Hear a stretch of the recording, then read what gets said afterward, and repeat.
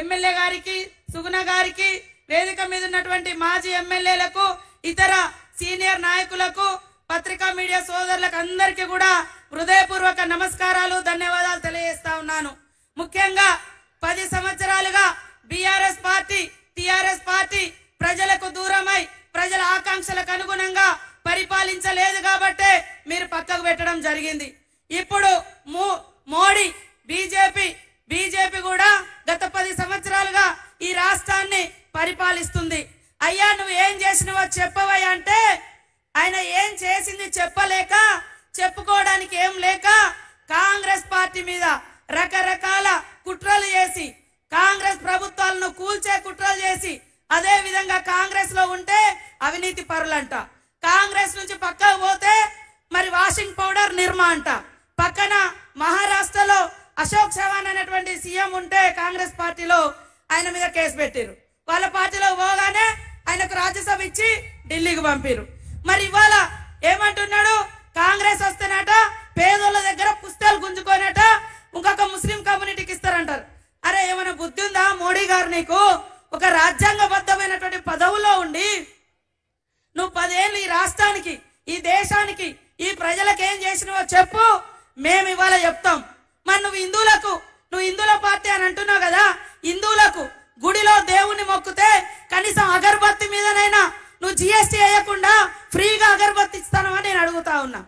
మరి ఏమన్నా ప్రత్యేకంగా నువ్వు అంటున్నావు కదా హిందూ ముస్లిం అని, హిందువుల మీద ట్యాక్సీలు వేయకుండా 10 ఏళ్ళు రూపాయి వసూలు చేయకుండా ఏమన్నా పరిపాలించినవా నేను అంటున్నా.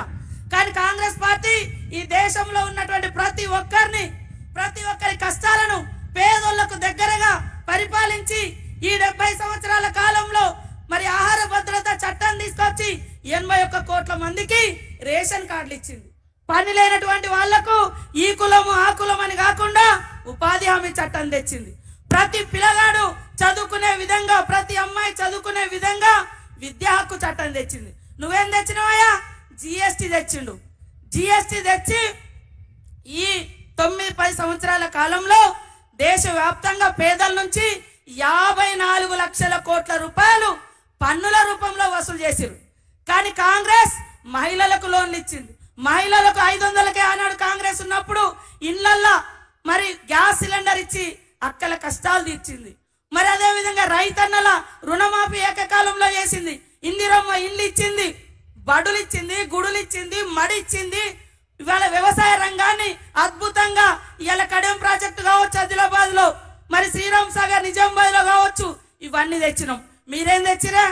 ఒక్కటన్నా ఇవాళ ఏమన్నంటే అయోధ్య పేరుతోటి ఊరూర్లో వసూలు చేసుకున్నారు, తీసుకుపోయి అక్కడ కట్టిరు, సంతోషం. కానీ మాకేమిచ్చిర్రు? ఊళ్ళలో ఏమిచ్చిర్రు? ఇల్లు ఇచ్చిరా? తమ్ముళ్ళు ఉద్యోగం ఇచ్చిరా? రుణమాఫీ చేసిరా? మరి 2019లో రైతన్నలకు అందరికి 2000 రూపాయల చొప్పున పెన్షన్ ఇస్తా అన్నారు, ఇచ్చిరా? 2000 ఉద్యోగాలు ఇస్తాం సంవత్సరానికని 22 కోట్ల ఉద్యోగాలు అని చెప్పి ఆ లెక్కన 20 కోట్ల ఉద్యోగాలు రావాలి మనకు. వచ్చినాయా? మా అక్కలు మరి జన్ధన్ ఖాతాలు దన్ తెరవండి అని చెప్పిండు మోడీ. కనీసం 15 లక్షలు వేస్తా అన్నాడు, వేసిండా? ఏమి వేయలే. ఏమన్నంటే కొట్లాటలు పెడుతున్నాడు, చేసింది ఏమి లేదు చెప్పుకోవడానికి. కాబట్టి దయచేసి ఇవాళ భారత రాజ్యాంగాన్ని తీసుకొచ్చింది కాంగ్రెస్. ఇవాళ మోడీ ప్రధానమంత్రి, ఒక ఛాయ్ వాలా నేను ప్రధానమంత్రి అయినా అని చెప్పుకుంటున్నాడు. అలాంటి స్వేచ్ఛనిచ్చినటువంటి భారత రాజ్యాంగాన్ని తీసుకొచ్చింది కాంగ్రెస్. ఇవాళ ఆ రాజ్యాంగాన్ని ప్రమాదంలో పెట్టి భారతీయుల యొక్క ఆత్మ గౌరవాన్ని దెబ్బతీస్తూ ఎస్సీ, ఎస్టీ, బీసీ, మహిళా, మైనార్టీ, మనిషి అనుకునేటువంటి ప్రతి ఒక్కరికి ఇవాళ భారత రాజ్యాంగంలో హక్కులు రాయబడ్డాయి. ఆ హక్కులన్నింటిని కాల రాయడం కోసం ఇవాళ భారత రాజ్యాంగాన్ని పక్కన పెడుతున్నారు. కాబట్టి మా అక్కలారు ఆలోచించండి. మన గవర్నమెంట్ వచ్చిన నాటి నుండి మరి ఇస్తానన్న ఫ్రీ బస్ ఇవ్వడం జరిగింది, 200 యూనిట్ల కరెంట్ ఇవ్వడం జరిగింది, 500కే సిలిండర్ ఇవ్వడం జరిగింది, 5 లక్షలతోటి ఇండ్ల యొక్క బడ్జెట్ కూడా రిలీజ్ చేయడం జరిగింది. ప్రతి ఒక్కటి గ్యారంటీలకు గ్యారంటీ రేవంత్ రెడ్డి గారు, గ్యారంటీలకు గ్యారంటీ ఇందిరమ్మ పాలన. కాబట్టి మాట ఏదైతే ఇస్తామో అది తప్పకుండా నిలబెట్టుకుంటాం. ఈ 10 సంవత్సరాలు ఆదిలాబాద్ జిల్లాకు ఏం చేసిరు?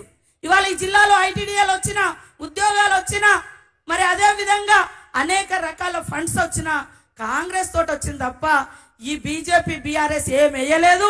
ఇంకా 5 ఏళ్ళు మన ప్రభుత్వం ఇక్కడ ఉంటది. కాబట్టి మీ అందరి ఆకాంక్షలకు అనుగుణంగా, మీ అవసరాలకు అనుగుణంగా మీ పిల్లలకు 3 నెలలలో 34,000 ఉద్యోగాలు ఇచ్చిన ఘనత మరి సీఎం రేవంత్ రెడ్డి గారిది.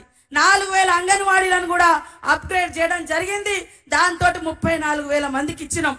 మరి బీజేపీ ఏమిచ్చింది? ఇవాళ ఏమనంటే దేవుడు దేవుడు అంటారు. దేవుడు ఇవాళ గుడిలో ఉండాలి, భక్తి గుండెల్లో ఉండాలి. కానీ దేవుని తీసుకొచ్చి రోడ్ల మీద జెండాలకు గట్టి దేవుని ఎజెండా పెట్టి మరి ఓట్లు అడగడం ఇది ఎంతవరకు సంస్కారం అని నేను అడుగుతున్నా. మా అందరికీ భక్తి ఉంది, ఇక్కడ వాళ్ళందరికీ భక్తి ఉంటుంది. దేవుడు గుడిలో ఉంటాడు, భక్తి గుండెల్లో ఉండాలి. కాబట్టి ఇవాళ మీరు ఏమి ఇచ్చిరు? కనీసం గుడులను కూడా కట్టలేదు మీరు. కానీ ఎంతసేపు కాంగ్రెస్ ను విమర్శించడమే పనిగా పెట్టుకున్నారు. ఇవాళ సుగుణ ఒక ప్రశ్నించే గొంతుక, ప్రజల మనిషి, 30 సంవత్సరాలుగా ప్రజల కష్టాలలో, ప్రజల ఇబ్బందులలో తన కుటుంబం నిలబడ్డది. కాబట్టి ఈ యొక్క సుగుణ గారిని, పేదింటి బిడ్డ, ఉద్యోగం వదిలిపెట్టుకొని మనల్ని నమ్ముకొని వచ్చింది. తప్పకుండా ఈ జిల్లాకు నేను ఇన్ఛార్జ్ మినిస్టర్ గా ఉన్నా. సీఎం రేవంత్ రెడ్డి గారు కూడా ఆయన ఎన్నికల కంటే ముందు ఏదైతే వాగ్దానాలు చేసిండో ఆ వాగ్దానం మేరకు సీఎం అయిన తర్వాత కూడా మొదటి పర్యటన ఆదిలాబాద్ జిల్లాలోనే చేయడం జరిగింది. కాబట్టి ఇక్కడికి వచ్చినటువంటి వాళ్ళందరి యొక్క అవసరాలు, సమస్యలు వారికి సంపూర్ణమైనటువంటి అవగాహన ఉంది. కాబట్టి మీ అందరి, మనందరి అభిమాన సీఎం రేవంత్ రెడ్డి గారి ఆధ్వర్యంలో ఈ యొక్క పార్లమెంటు, ఈ జిల్లా అభివృద్ధి చెందుతుంది. చెందే విధంగా నేను ఇక్కడ బాధ్యత తీసుకుంటా. అక్కడ సీఎం గారు ఉన్నారు, ఇక్కడ ఆత్రం సుగుణ గారి చేతి గుర్తుకు ఓటేసి గెలిపియాలని పేరు పేరున మా అక్కల్ని, మా తమ్ముళ్ళని, మా అన్నల్ని అందరినీ కోరుకుంటా ఉన్నాం. ఇవాళ రాజీవ్ గాంధీ గారి కుటుంబం, ఇందిరమ్మ కుటుంబం, రాజీవ్ గాంధీ గారు చనిపోయి మరి 34 సంవత్సరాలు అయింది. ఆ రోజు నుంచి ఈ రోజు వరకు ప్రధానమంత్రి పదవులలో వాళ్ళు లేరు. కానీ దేశం కోసం కష్టపడుతున్నారు, రాష్ట్ర ప్రజల హక్కుల కోసం కష్టపడుతున్నారు. కాబట్టి ఒక్క అవకాశం ప్రజాస్వామిక పోరాట యోధుడు, రాజ్యాంగాన్ని కాపాడే లక్ష్యంతో పోరాడుతున్నటువంటి రాహుల్ గాంధీ గారిని ప్రధానమంత్రిని చేద్దాం.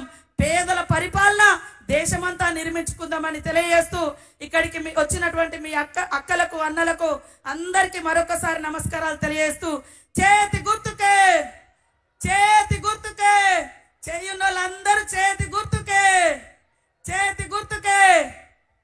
ఇప్పుడు గౌరవనీయులు పెద్దలు మన మంత్రివర్యులు శ్రీ దుద్దిల్ల శ్రీధర్ బాబు గారిని మాట్లాడాల్సిందిగా కోరుతా ఉన్నాను.